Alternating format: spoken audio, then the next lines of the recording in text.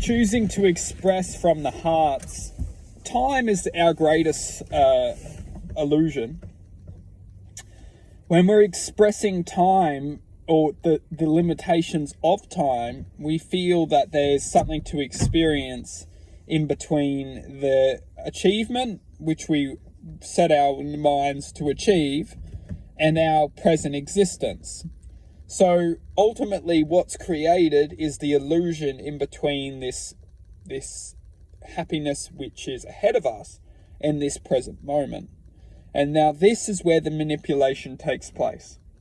When you can create an idea within the future of existence, which ultimately doesn't have the true calculation, then what happens is the true calculation is ultimately going to take place, and the perception of what we want to achieve, which is in the future, has the potential to be manipulated. Now, this is where the interesting thing is cohering, is that the manipulation of which is manipulating was intentionally seeding that growth within us in the first place. So when we start to comprehend that the mind is the computer system which ultimately is programming the intentions for us to then set these goals of happiness or goals of happiness generally, that we then program into our awareness, or whatever you want to call our existence, consciousness, awareness, whatever.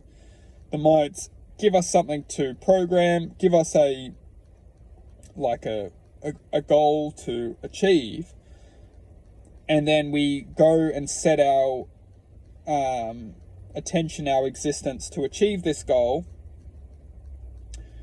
And along the way, it's not just all roses and daffodils. It's actually a lot of destruction and chaos, because what's true knowledge is the fact that that was never for us, and we're often rebelling against our true path, which is not negative, but we're rebelling against our truth path to go into on this path of desire.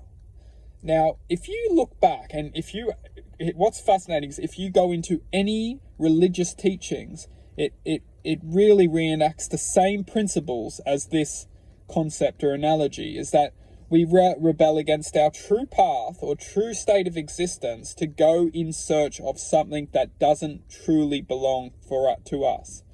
And this existence we can refer to as our mind's greed or our mind's injustice to our true self.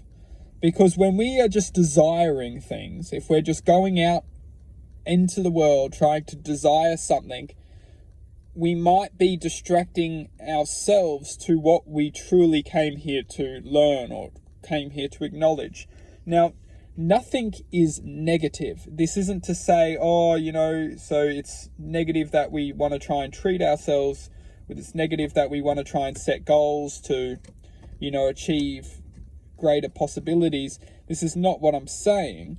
What I'm saying is we often get lost along the road because we stop looking within the light and we start going deeper within the destructional force of illusion and greed, and because it doesn't stop.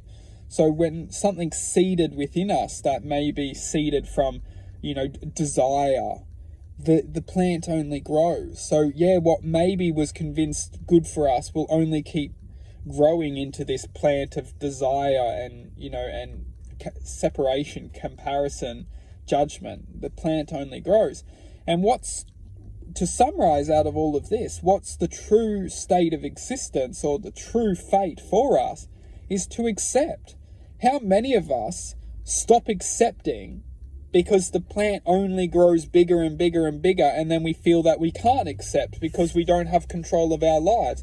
How many people eventually develop this thinking because we feel like we don't have control of our lives?